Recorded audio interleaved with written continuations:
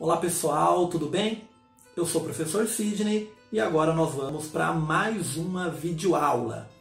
E na videoaula de hoje falaremos sobre a origem do Estado brasileiro. E para falar sobre a origem do Estado brasileiro, teremos que voltar lá para o ano de 1808. E o que aconteceu no ano de 1808? Vamos ver agora, tá? Bora lá. Em 1808, o Napoleão era o imperador da França. E o Napoleão tinha objetivos de tornar a França a nação mais poderosa do mundo. Só que para o Napoleão conseguir isso, ele tinha que desbancar a Inglaterra.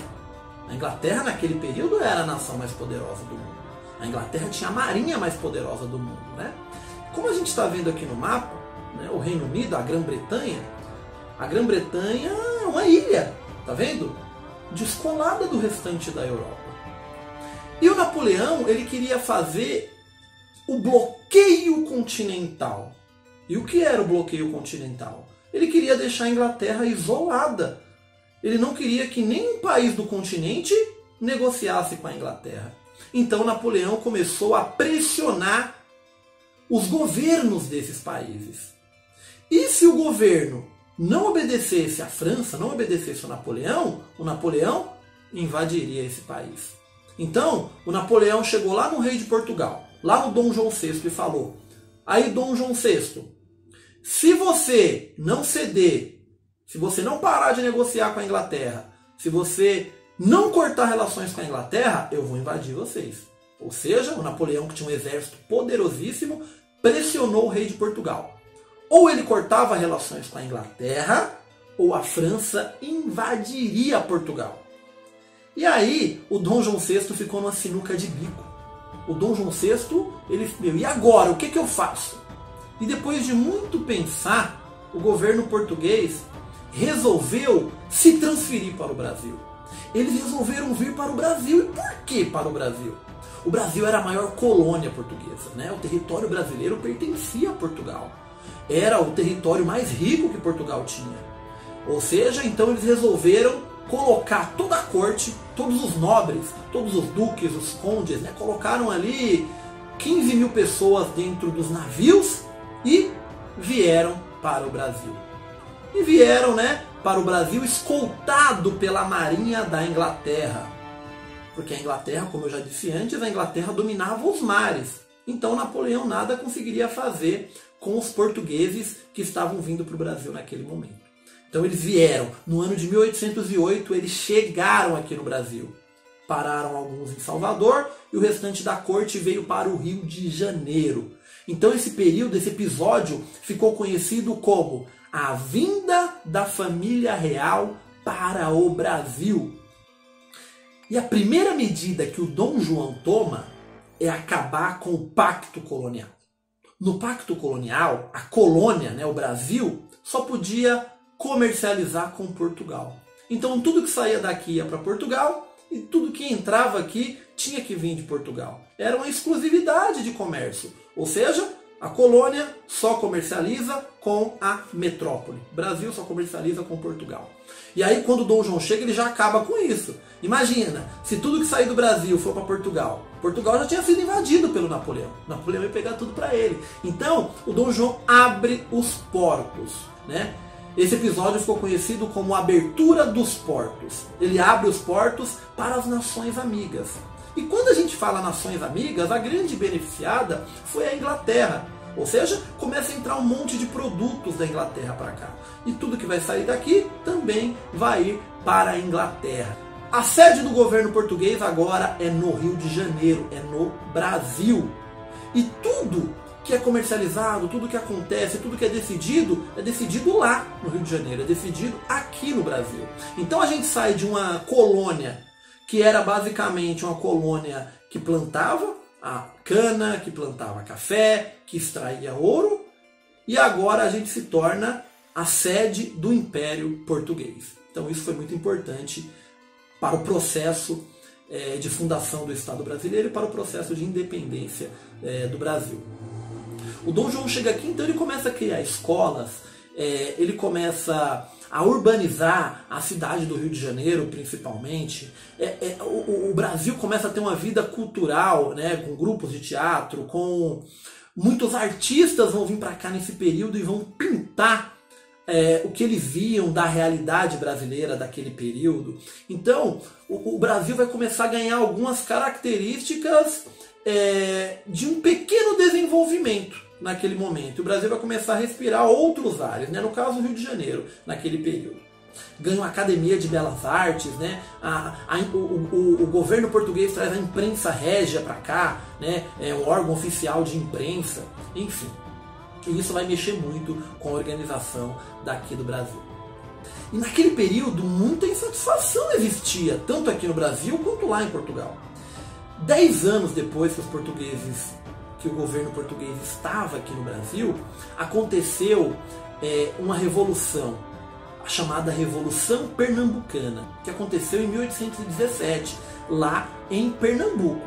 E essa Revolução Pernambucana era porque existia muita insatisfação por parte dos pernambucanos, principalmente por parte dos fazendeiros, da população livre, né, dos pequenos comerciantes. Eles estavam cansados de pagar altos impostos e tendo poucos benefícios para a região de Pernambuco, ou seja, tudo ficava concentrado no Rio de Janeiro, e eles já estavam cansados de tudo aquilo. Em 1817 eles pegaram armas e fizeram a revolução. Só que as tropas do governo português conseguiram derrotar a Revolução Pernambucana. E em 1820, lá em Portugal, aconteceu uma outra revolta, a chamada Revolução Liberal do Porto. E esse movimento foi liderado pelos ricos de Portugal, pela burguesia portuguesa. Eles estavam querendo implantar em Portugal as ideias de liberdade, de igualdade, né? Eles queriam, uma parte deles queria até derrubar o rei. E a outra parte exigia que o rei Dom João voltasse imediatamente para Portugal. Naquele momento, Napoleão já tinha sido derrotado e ele podia voltar para Portugal. E foi isso que ele fez. Após essa pressão da Revolução do Porto lá em Portugal, o rei Dom João VI e toda a sua corte volta para Portugal. E ele deixa aqui no Brasil o seu filho, né, o Pedro. No caso, o Dom Pedro I. Deixa o filho dele como príncipe regente do Brasil. O filho dele fica governando o Brasil. Dom João volta para Portugal e o Dom Pedro fica aqui no Brasil.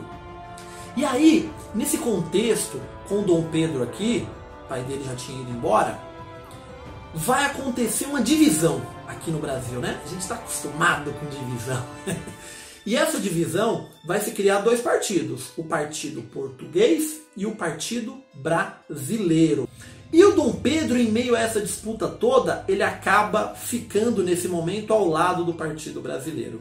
E no ano de 1822, no dia 7 de setembro, né, às margens do Riacho Ipiranga, como a gente já conhece aquela história toda, o Dom Pedro I declara a independência do Brasil. Só que não foi tão fácil assim, né?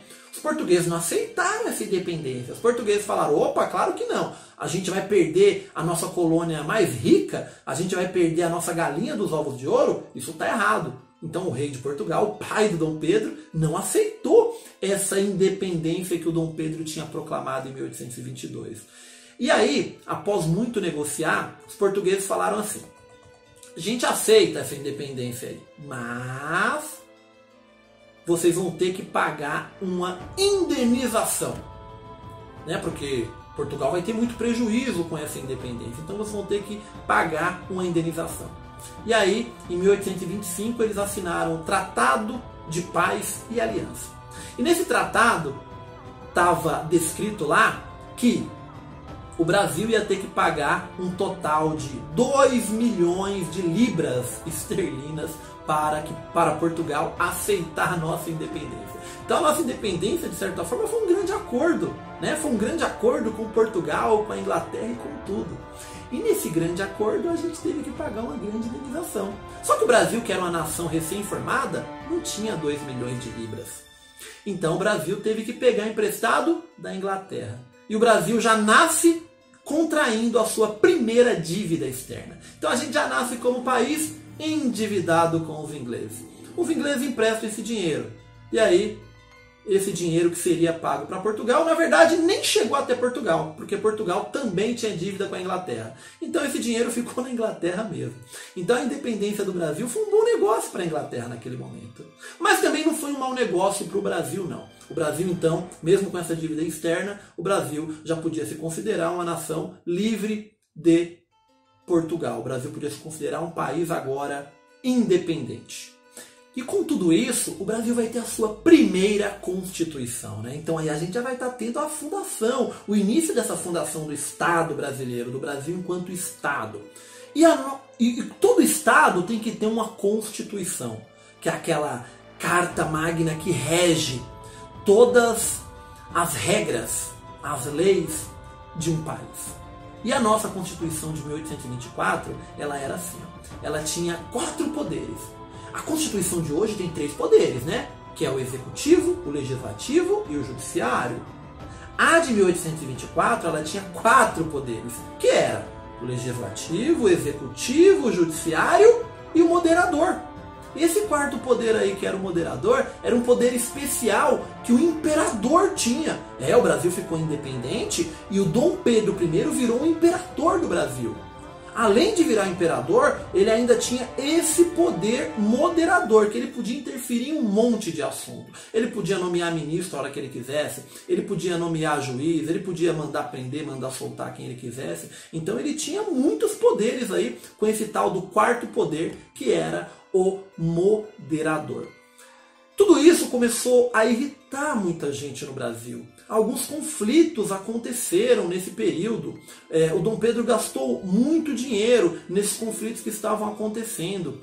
As pessoas diziam que ele não estava fazendo uma boa administração e o governo dele foi se desgastando. Então, no ano de 1831, ele resolve abdicar do trono. Então ele sai do governo brasileiro. Ele volta para Portugal e deixa o filho dele de apenas 5 anos à frente do governo no Brasil. É claro que uma criança de 5 anos não governa. Então alguns regentes, algumas pessoas ficaram governando no lugar do Dom Pedro I, que tinha saído, e esperando o Dom Pedro II, que ainda era uma criança de 5 anos, crescer e assumir o trono. Então aí a gente tem um pouquinho da ideia de como se inicia o processo de fundação do nosso país, o processo de fundação do Estado brasileiro. Nas próximas aulas continuaremos falando sobre esse assunto para a gente entender como o Brasil nasce enquanto nação, como o Brasil nasce enquanto país livre, soberano, né? Que a gente deveria ser soberano, mas a soberania ainda está um pouquinho distante. Mas de certa forma espero que vocês tenham curtido a aula e até a próxima. Então, tchau e até mais.